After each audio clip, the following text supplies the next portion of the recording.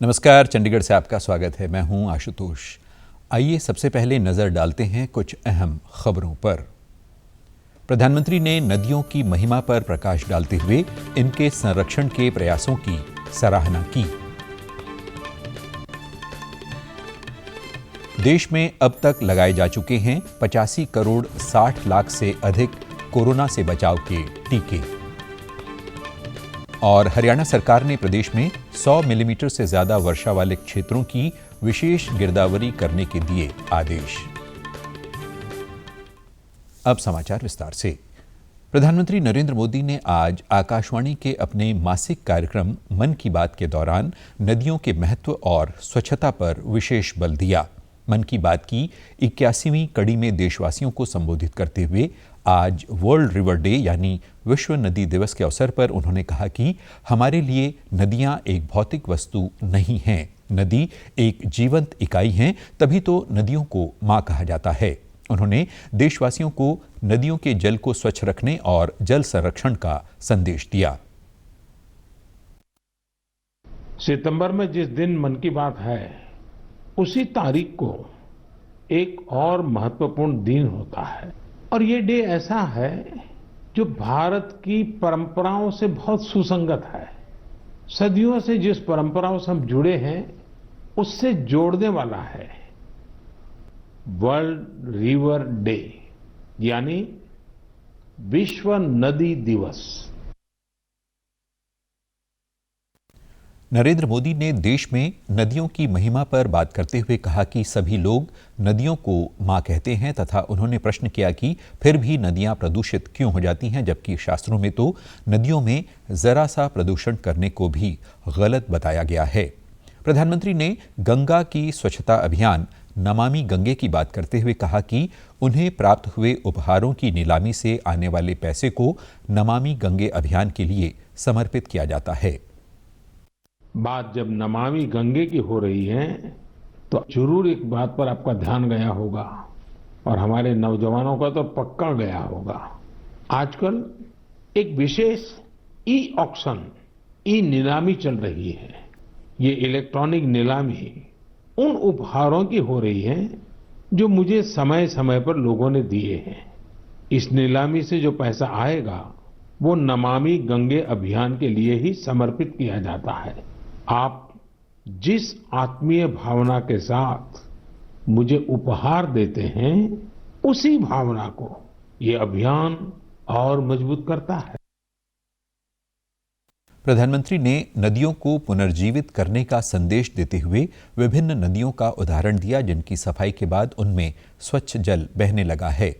स्वच्छता के विषय को छूते हुए नरेंद्र मोदी ने कहा कि महात्मा गांधी ने स्वच्छता को जन आंदोलन में बदल दिया था। उन्होंने कहा कि आज की नौजवान पीढ़ी को यह जानने की आवश्यकता है कि स्वच्छता अभियान ने कैसे राष्ट्र की स्वतंत्रता अभियान को शक्ति दी।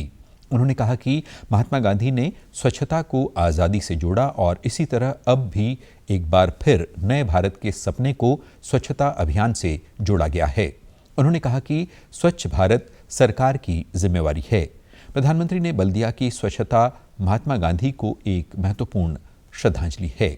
मन की बात के एक श्रोता द्वारा दिए गए सुझाव आर्थिक स्वच्छता की बात करते हुए प्रधानमंत्री ने कहा कि आर्थिक स्वच्छता गरीबों के अधिकार को सुनिश्चित करती है और उनके जीवन को आसान बनाती है। हमें बापू से सीखते हुए इस आजादी के अमृत महोत्सव में आर्थिक स्वच्छता का भी संकल्प लेना चाहिए। जिस तरह शौचालयों के निर्माण ने गरीबों की गरिमा बढ़ाई, वैसे ही आर्थिक स्वच्छता गरीबों को अधिकार सुनिश्चित करती है, उनका जीवन आसान बनाती है। अब आप जानते हैं, जनधन खातों को लेकर देश ने जो अभियान शुरू किया, इसकी वजह से आज गरीबों को उनके हक का पैसा सीधा उनके खाते में जा रहा है।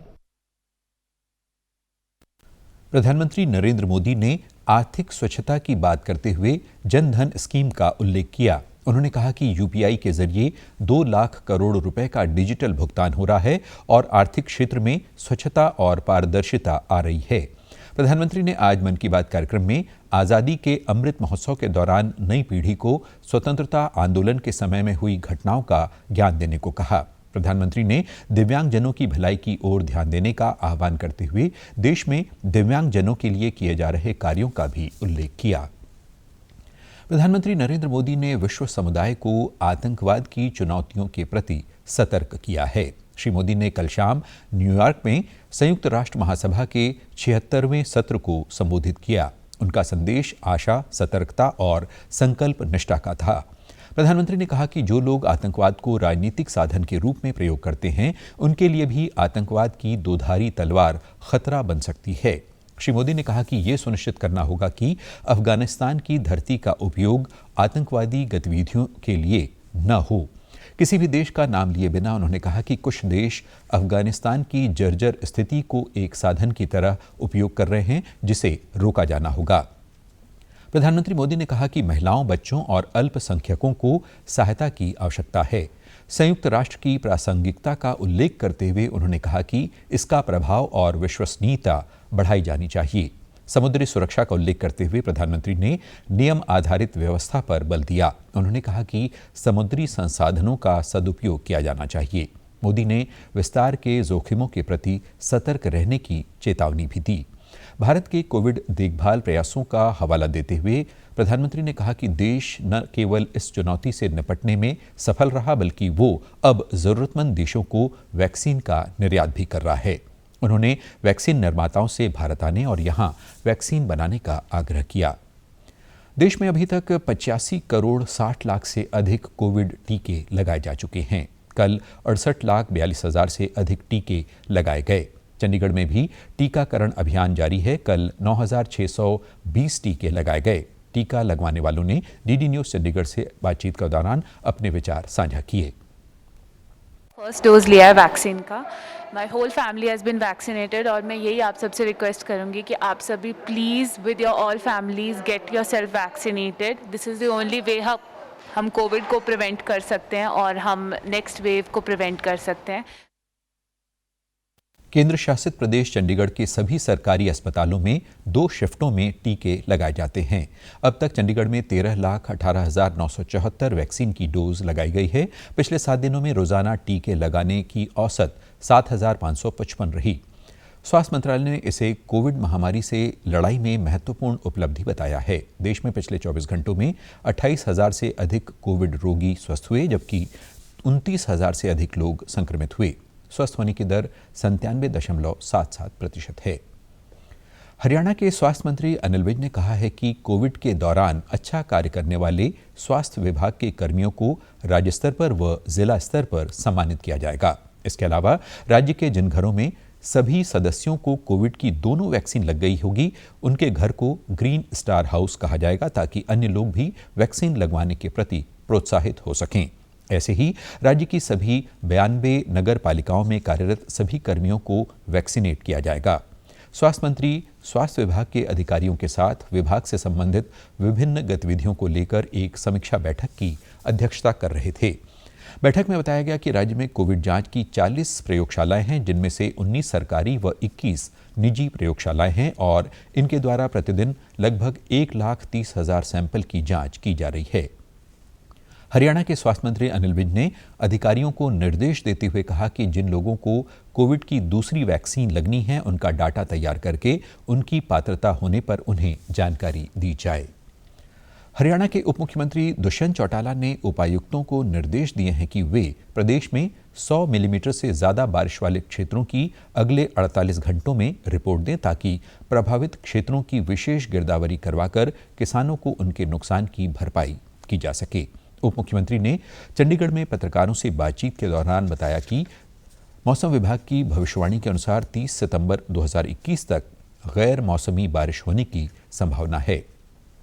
उन्होंने बताया कि द्वारा बागवानी व दलहन जैसी उन फसलों के नुकसान की भी क्षतिपूर्ति की जाएगी जो प्रधानमंत्री फसल बीमा योजना के तहत नहीं आती हैं।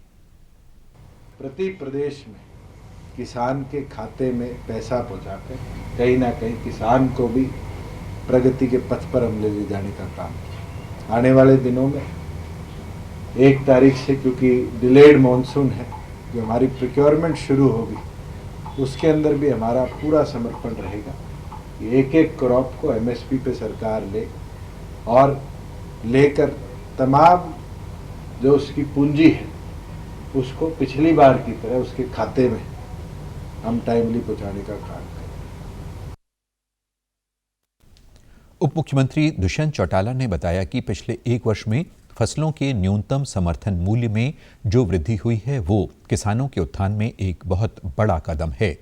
उन्होंने गत वर्ष व चालू वर्ष के दौरान खरीद की गई फसलों की तुलनात्मक जानकारी देते हुए बताया कि राज्य सरकार ने इस वर्ष राज्य के किसानों के खाते में करीब 1300 करोड़ रुपए ज्यादा दिए हैं। और अब खबरें फटाफट।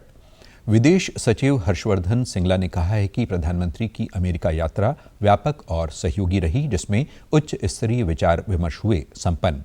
पंजाब के मुख्यमंत्री हर मंगलवार को सुबह 11:30 बजे से दोपहर 2:30 बजे तक मंत्रियों, विधायकों और अन्य राजनीतिक व्यक्तियों के साथ मुलाकात करेंगे ताकि सरकार और लोगों के बीच बेहतर तालमेल सुनिश्चित किया जा सके। इकबाल प्रीत सिंह सहोता ने पंजाब के डायरेक्टर जनरल पुलिस का अतिरिक्त प्रभार संभाला। कोरोना वायरस का खतरा अभी टला नहीं है, इसलिए सभी से निवेदन है कि बाहर जाने के समय मास्क जरूर पहनें, सामाजिक दूरी बनाए रखें, बार बार अपने हाथ साबुन से धोएं और सैनिटाइजर का इस्तेमाल करें। वैश्विक महामारी कोविड-19 जिसका कहर संपूर्ण मानव जाति को अपनी आगोश में ले चुका है। विश्व स्वास्थ्य संगठन और विशेषज्ञों की शोध का भी यही निष्कर्ष है कि मास्क से मुंह और नाक को अच्छी तरह ढककर कोरोना संक्रमण को कम किया जा सकता है। कोरोना संक्रमण से बचाव के लिए मास्क पहनने के साथ ही जरूरी है मास्क को सही तरीके से पहनना। बहुत से लोग मास्क से नाक और मुंह को सही तरीके से नहीं ढकते हैं, जिससे संक्रमण का खतरा बना रहता है। बिना मास्क या फेस कवर के घर से बाहर निकलने की अभी कल्पना करना भी सही नहीं है। Mask up India, mask up India. और आप हमारे समाचार YouTube channel DD news Chandigarh, Facebook DD news Chandigarh और Twitter handle DD news CHD पर भी देख सकते हैं। इसी के साथ चंडीगढ़ से समाचारों का सिलसिला समाप्त होता है। अब मैं स्टूडियो से बाहर जा रहा हूं तो अपना मास्क पहन रहा हूं। आप भी घर से बाहर जाएं तो मास्क जरूर पहनें। नमस्कार।